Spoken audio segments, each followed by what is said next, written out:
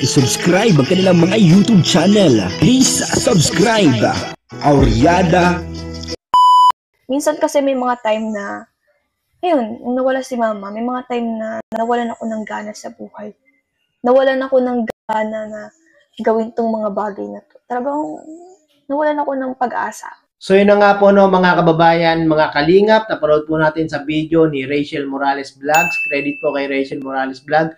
At muli tayong kumuha o gumamit ng maising video clip para gawan ng reaction video. At sa video ito napanood natin mga kababayan, mga kalingap, no, na itong si Rachel Morales Vlogs ay minsang nawalan ng gana sa buhay dahil nga po sa pangyayari na iniwan sila ng maaga ng kanyang ina dahil nga po sa di inaasahang aksidente, no, dahil nga po doon ay nawalan ng gana at nawalan din ng pag-asa sa buhay itong si Rachel Morales, no. At buti na lang ay talagang hindi nagpadala si Rachel Morales sa kanilang naging problema sa buhay, no.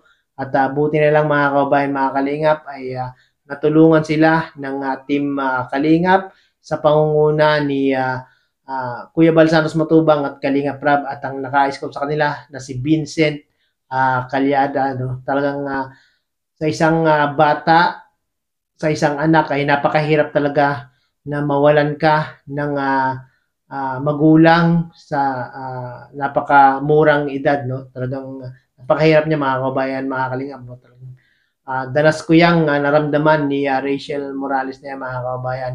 Napakahirap pag talagang nawalan ka ng isang magulang pag ikaw ay musmus pa lang, no. At buti na lang mga kababayan, mga kalingap, ganun pa man, nawalan man ng gana sa buhay si Rachel Morales, nawalan man siya ng pag-asa sa buhay, ay patuloy pa rin na talagang pinursige niya yung kanyang pag-aaral, no. At ngayon nga mga kababayan, mga kalingap, no, yung kung nawala ng pag-asa si Rachel Morales noon, ay ngayon naman ay talaga ng mga punong-puno ng pag-asa sa buhay itong si Rachel, no. Dahil nga po kung dati hirap na hirap sila sa buhay, sila yung tinutulungan, sila yung nililingap, bumaliktad nga po yung kanilang buhay, naging maganda yung nangyayari sa kanilang buhay ngayon, no. At kung dati sila yung tinutulungan, sila yung nililingap, sila naman po ngayon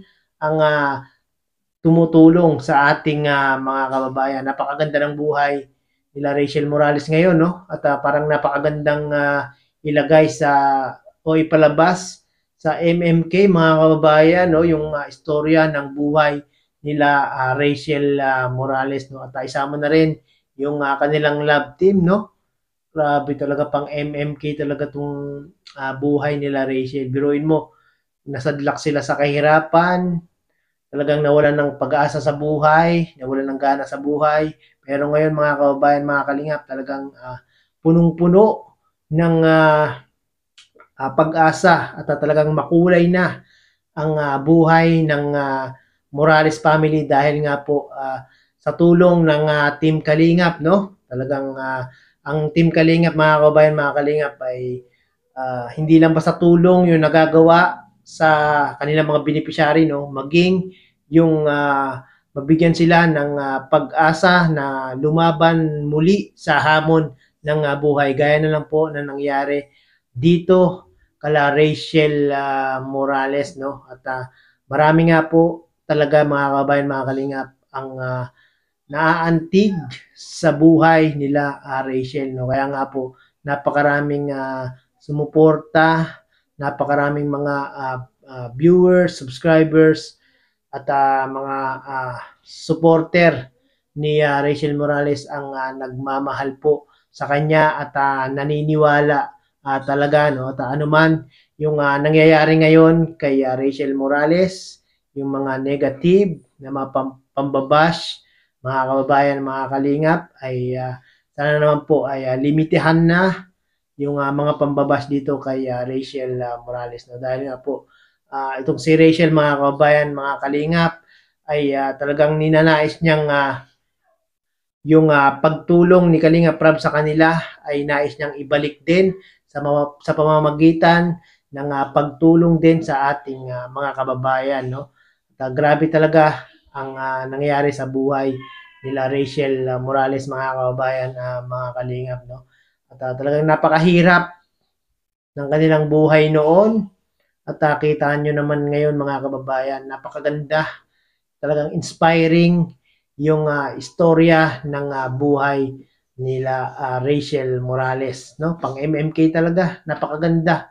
Sana ay manatili po yung ating pagsuporta kay Dodong Roel, kay Rachel Morales, kay Kuya Bal, kay Kalinga Prab, at sa iba pang mga Kalingap partners, no? Talagang yung pagtulong ng Team Kalingap ay pinaka the best talaga, mga kababayan, ang Team Kalingap, no? Wala po kayong makikita na ibang community na ganito, no? Hindi lang po mga mahihirap yung kanilang tinutulungan, no? Maging yung mga vloggers na talaga namang nangangarap sa larangan ng pag-YouTube ay kanila pong tinutulungan. At yun po yung programa ni Kuya Bal Santos Matubang na binuo, no? Talagang pagtulong, paglingap, kung sino man yung mga nangangailangan ay kanilang tinutulungan, no? At manatili po yung ating pagsuporta sa Team Kalingap, lalong-lalo na kay Kuya Bal, no? Dahil si Kuya Bal po ang talagang utak at founder ng Team Kalingap, at talagang si Kuya Bal po ang nangangailangan ng pagsuporta, nangangailangan ng panonood ng kanyang mga video ngayon, no? Para mas marami pa po, para mas makalat pa po ang programa ng Team Kalingap, no? At naku, napahaba na yung aking reaction video, mga kabayan, mga Kalingap. At maraming pong salamat muli at tumabot po kayo sa dulo itong aking reaction video. Bye-bye!